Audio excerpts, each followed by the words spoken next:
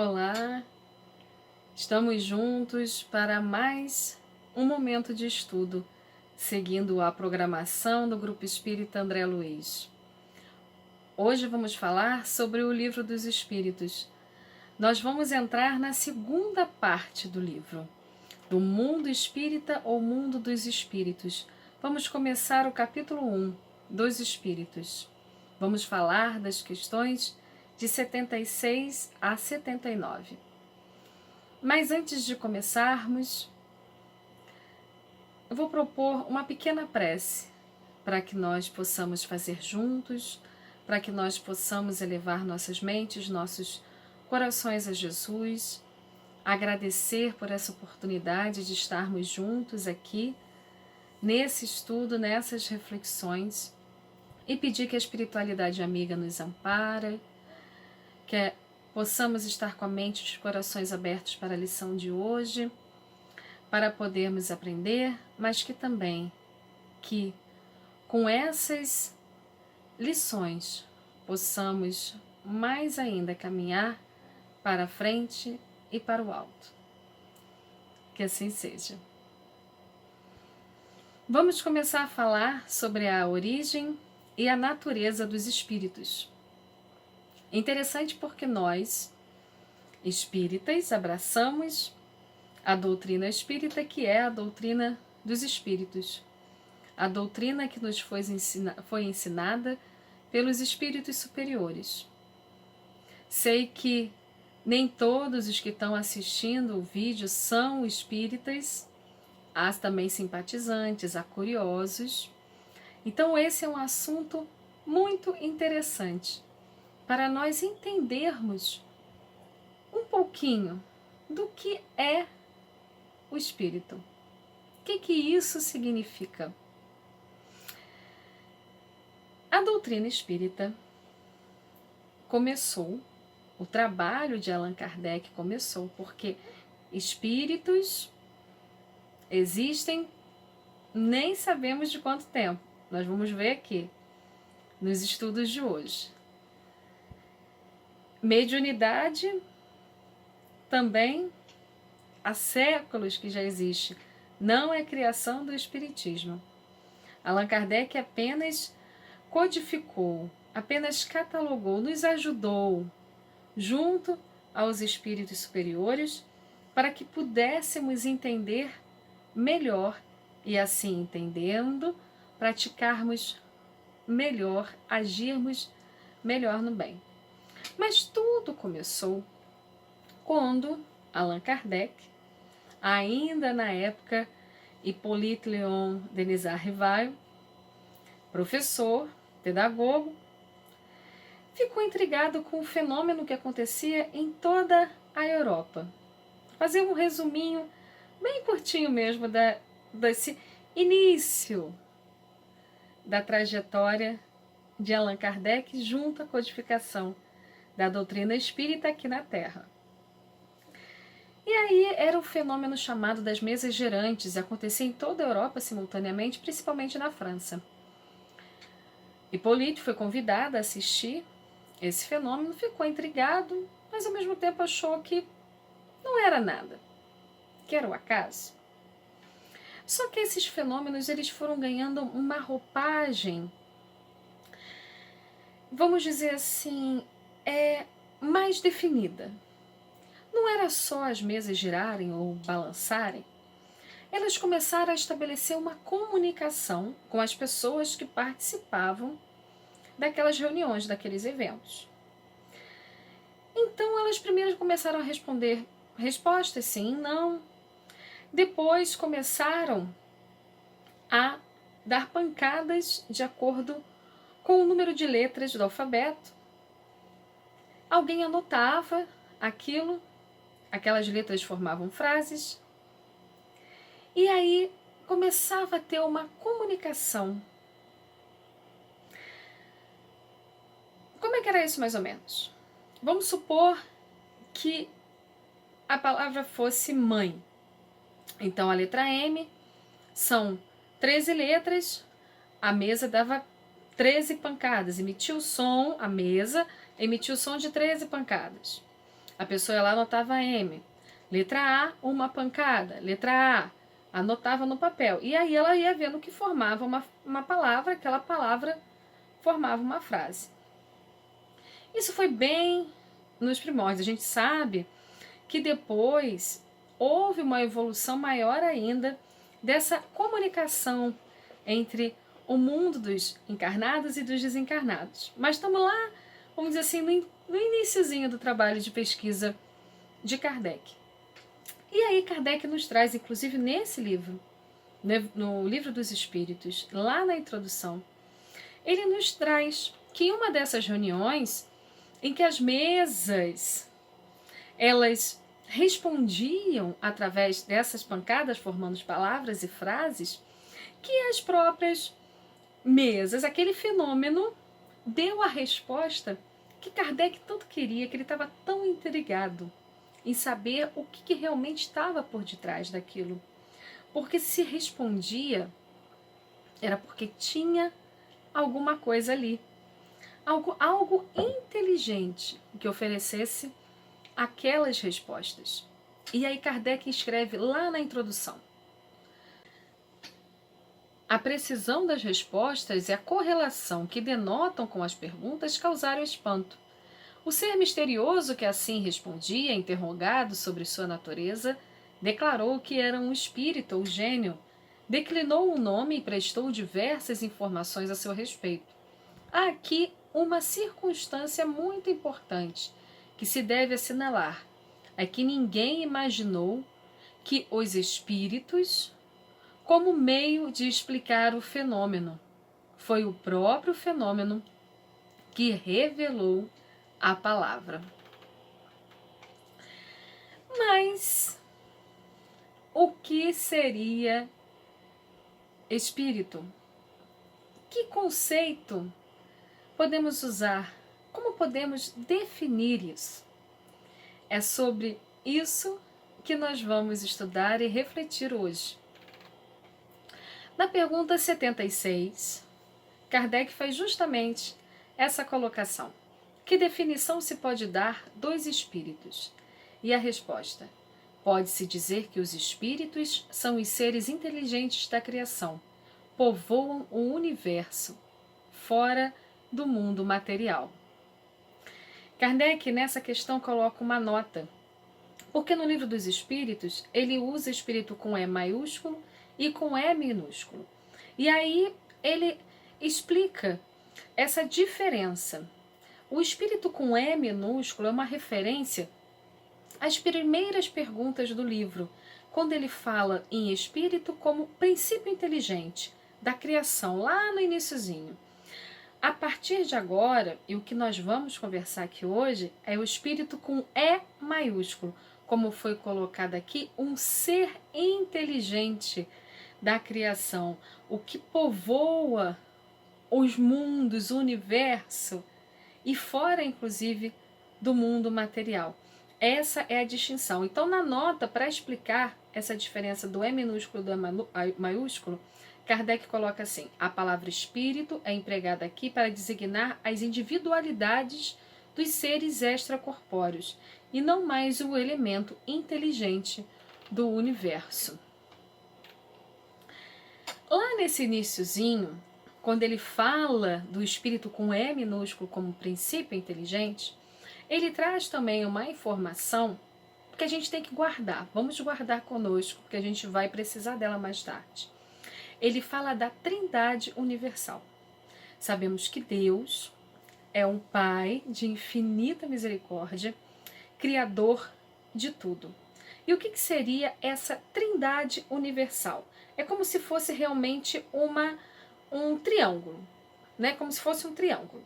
E aí seria Deus, Criador de tudo, Pai eterno, sublime, amor, perfeição, e ele usaria, vamos dizer assim, a matéria e o conceito de espírito com E minúsculo, de princípio inteligente, para a formação. Isso está na lição 27, os espíritos respondem: Acima de tudo, Deus, o Criador, Pai de todas as coisas. Deus, Espírito e matéria constituem o princípio de tudo que existe, a Trindade universal. Só para a gente deixar um pouco guardadinho aí, que a gente vai voltar um pouco nessa questão da Trindade universal daqui a pouquinho. Mas voltando ao conceito de espíritos com E maiúsculo, que é o nosso estudo de hoje. Né? O que a gente conseguiria entender, trazendo para a nossa linguagem, para o nosso dia de hoje? O que os espíritos nos respondem aqui? Que pode dizer-se que os espíritos são os seres inteligentes da criação, que povoam o universo fora do mundo material. Podemos entender com isso que nós somos os seres pensantes do universo. E isso traz para nós uma responsabilidade. Nós temos responsabilidade conosco e com o outro. Nós temos responsabilidade na natureza. Nós temos responsabilidade nas nossas atitudes. Até porque já começamos a caminhada há muito tempo. Nós já estamos numa faixa evolutiva que já sabemos discernir o que é certo e o que é errado. O que acontece é que muitas vezes nós ainda nos comprazemos no mal. Trazemos ainda em nós algumas vicissitudes que precisam ser trabalhadas, para que nós possamos evoluir mais ainda. Mas nós somos seres inteligentes do universo. Nós já evoluímos muito intelectualmente. A tecnologia está aí, que não me deixa mentir. Se não fosse a tecnologia, nós não estaríamos aqui juntos nesse período de pandemia em que nós estamos passando. Mas ainda nos falta desenvolver o sentimento, desenvolver o amor que há em nós. Porque Deus nos criou todos iguais, simples e ignorantes. Mas com aquela mesma centelha divina. A gente vai ver aqui daqui a pouco que essa centelha divina não quer dizer que seja Deus. Mas nós estamos mergulhados em Deus. E há uma diferença nisso. Mas se nós deixarmos essa centelha divina brilhar, somos capazes de muito mais do que já fazemos. Quando a gente começa a entender um pouquinho esse conceito do que é o espírito, esse ser inteligente, a gente começa a perceber a grandiosidade de Deus. Olha a pergunta 77. Os espíritos são seres distintos da divindade ou serão simples emanações ou porções desta, por isso denominadas filhos de Deus? Meu Deus, são obras de Deus, exatamente qual a máquina é a do homem que a fabrica. A máquina é obra do homem, não do próprio homem. Sabes que quando faz alguma coisa bela, útil, o homem lhe chama sua filha, criação sua. Pois bem, o mesmo se dá com relação a Deus. Somos seus filhos, pois que somos sua obra.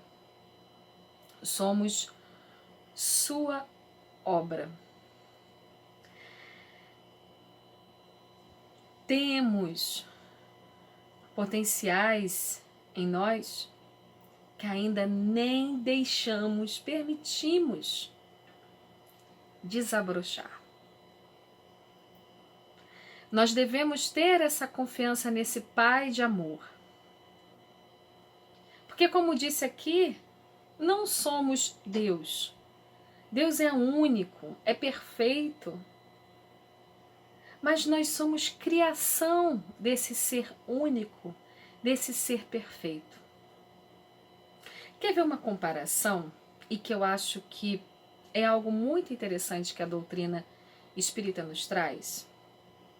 Nós, espíritas, temos Deus como Pai, o Criador, ser único, sublime, eterno. e todos os outros espíritos, como já falei, criados simples e ignorantes. O que significa isso?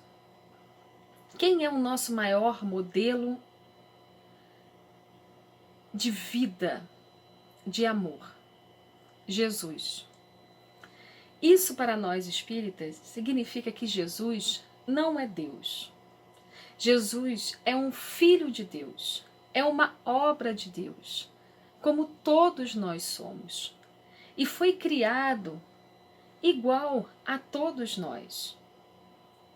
Ele já teve a vivência dele ao longo dos milênios e chegou à categoria de espírito puro já há muitos bilhões de anos.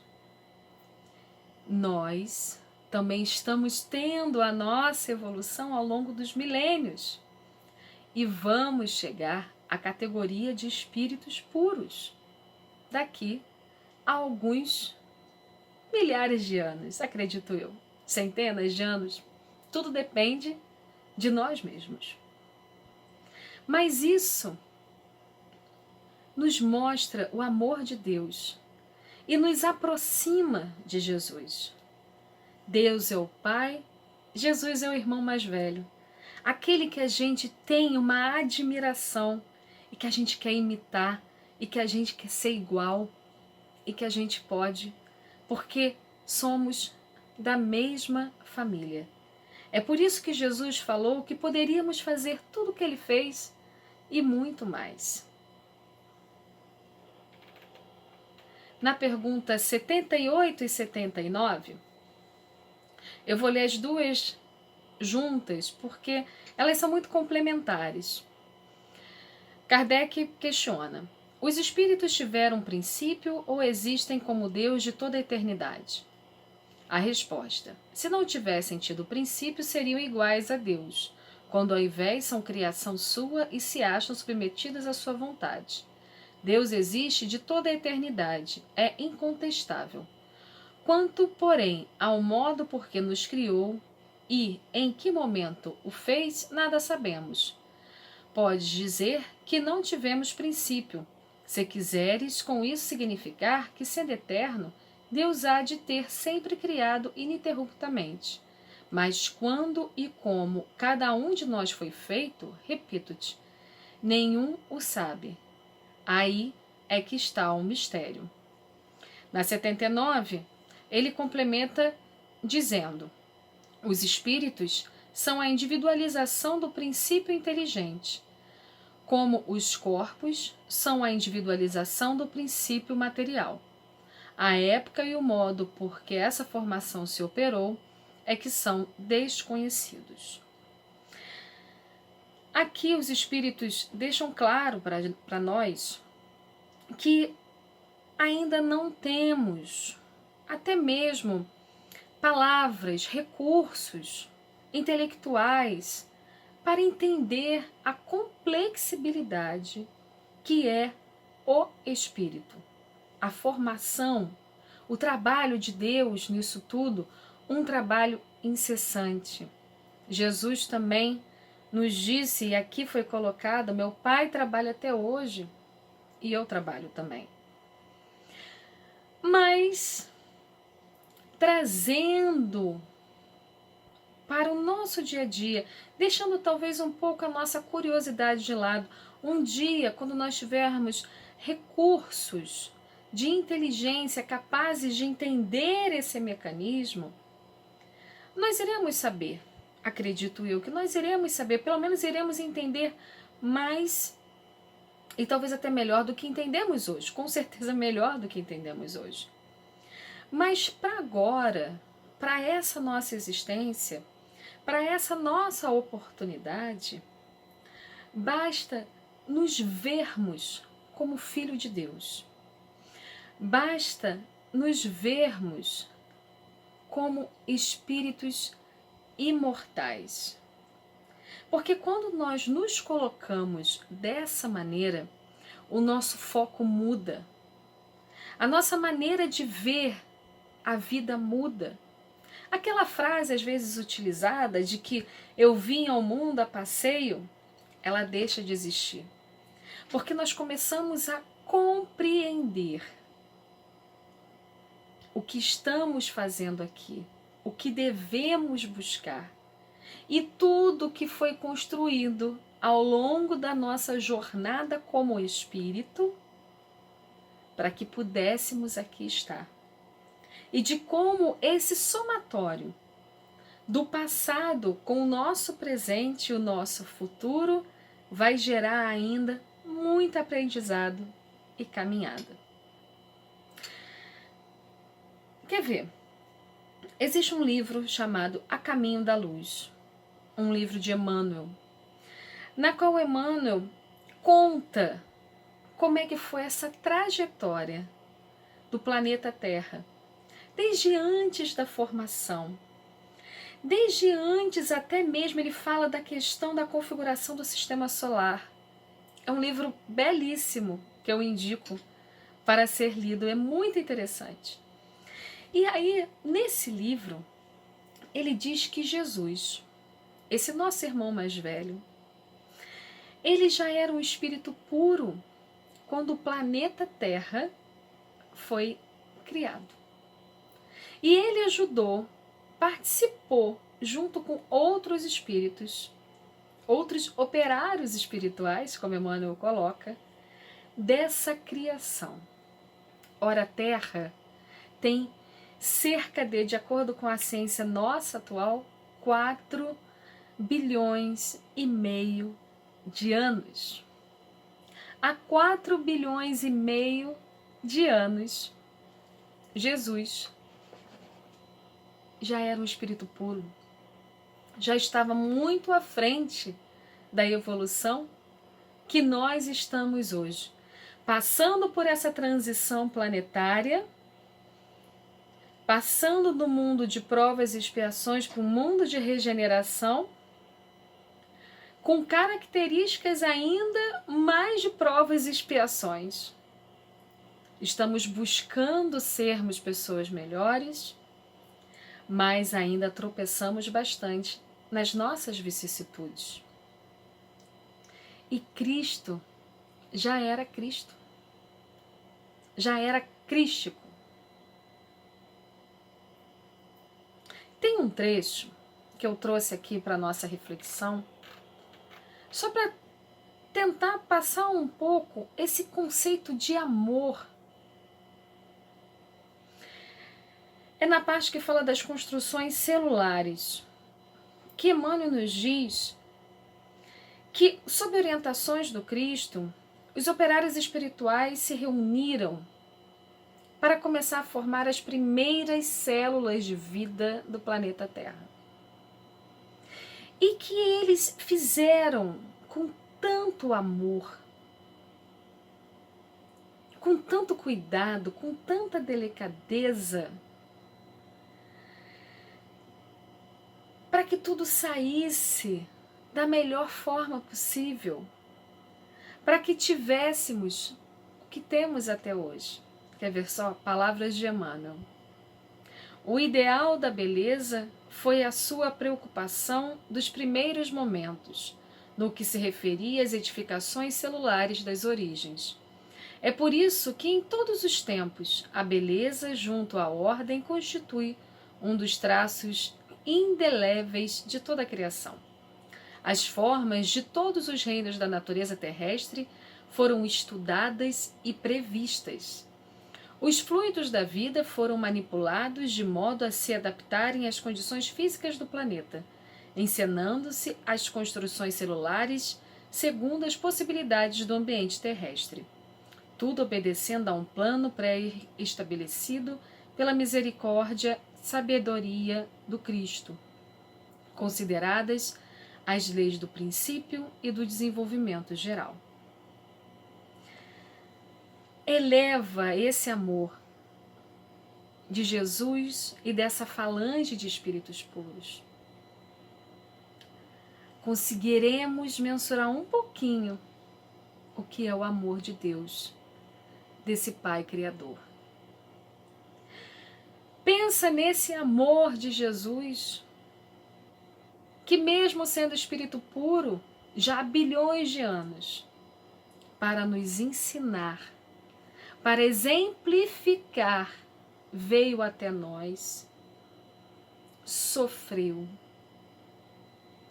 para mostrar que nós temos essa capacidade de, no sofrimento, nas dificuldades, nos desafios, fazer o bem, fazer o correto. Porque ele venceu o mundo. E nós também podemos conseguir vencer o mundo. Porque somos filhos de um mesmo Pai. Espíritos com trajetórias diferentes, mas que estão fadados ao mesmo destino, a felicidade. A grande importância de nós entendermos um pouco sobre a origem e a natureza dos espíritos é nós colocarmos no nosso lugar. No nosso lugar na vida. Tendo a certeza de que tudo o que fizermos hoje terá reflexo amanhã. Que a vida continua além dessa vida. E que teremos muitas experiências ainda e muito aprendizado ainda pela frente. Mas tudo depende de nós.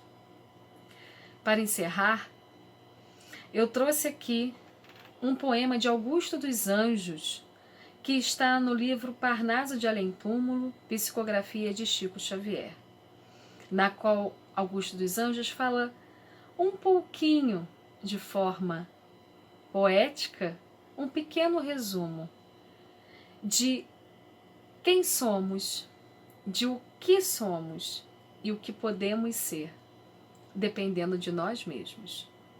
Ao homem, ele diz o seguinte: tu não és força neurica somente, movimentando células de argila, lama de sangue e cal que se aniquila nos abismos do nada eternamente. És mais, és muito mais, és a cintila do céu, a alma da luz resplandecente, que um mistério implacável e inclemente amortalhou na carne atra e intranquila. Apesar das verdades fisiológicas, reflexas das ações psicológicas, das células primevas da existência. És um ser imortal, irresponsável, que tens a liberdade incontestável e as lições da verdade na consciência.